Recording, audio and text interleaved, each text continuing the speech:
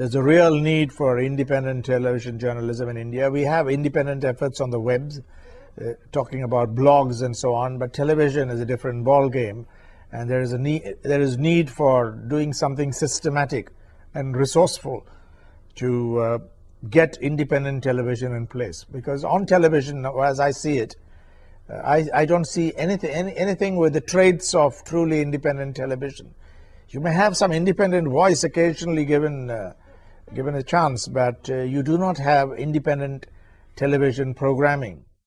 The latest National Readership Survey in India, NRS 2005 we call it, gave ballpark figures on the reach of the various media streams, the various media. The press, for example, daily newspapers reach about 170 million Indians. Television, not necessarily the news channels, but television in toto reaches something like 453 million Indians. So you're talking about a much bigger reach. Broadcast law, which they promised, has never been enacted. So you have really a free-for-all. But as for independence from corporate interests and from market pressures, I'm afraid to say it's in very short supply.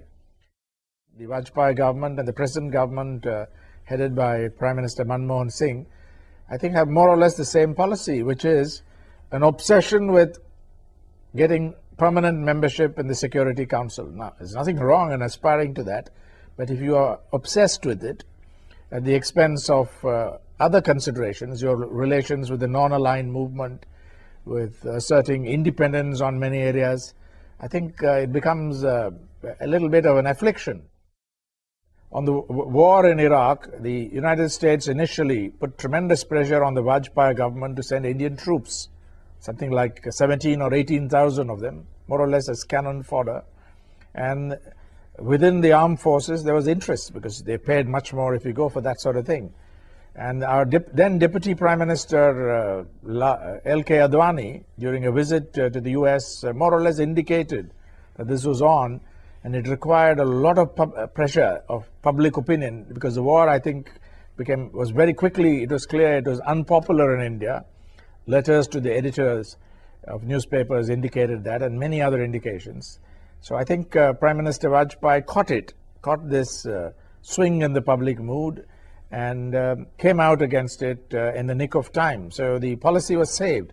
Otherwise, you would have had Indian soldiers in Iraq, apart from just losing some lives or limbs and so on. You would have had an awful miss for India as a country and its foreign policy.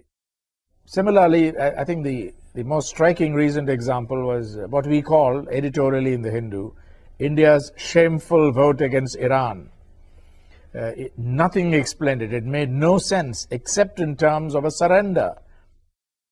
It's a bit rich for India, which has exploded nuclear devices, 6 of them, and has become a nuclear weapon state, to find fault with Iran, lecture Iran on lack of compliance with its obligations under the agreement with the International Atomic Energy Agency, the IAEA, and so on. So I think these things have been brought out. I've read them all in print. Television in India, the new Indian news channels, which we watch, have not really provided any insight into why this happened, the connections between Prime Minister Manmohan Singh's deal with President Bush on providing cooperation to India's civilian nuclear energy program, the connections between that and the conditionalities attached to that, and the Indian vote,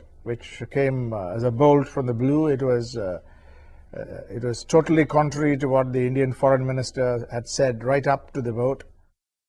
Independent world television, if it can be realized, if not globally in significant measure, say in India or South Asia, I think it could offer a lot. It could play a credible information role, give people plenty of factual information, say on Iran, what actually happened. You don't get that from television. What happened? And then take you to Manmohan, if it were covering it from with an Indian perspective or an Indian focus. It would take you to Manmohan Singh's visit. It could interview everybody, all the players involved, whoever is accessible. It could bring in critical voices. It could bring in defenders of government policy.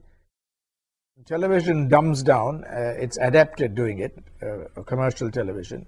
I think it really insults the level of people's intelligence as well as their interests. And if you can present it in an interesting way, I think independent television will command a serious following in, I can certainly speak to India or Sri Lanka, Pakistan. I think you'll do pretty well on issues that are close to people.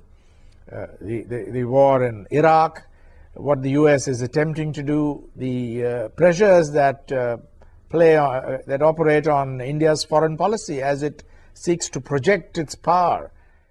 The IWT idea of forging partnerships and alliances with the best that is available in print by way of providing insight, depth, background, and so on, and transmuting it, if you like, into the language and idiom of television, I think is a splendid idea.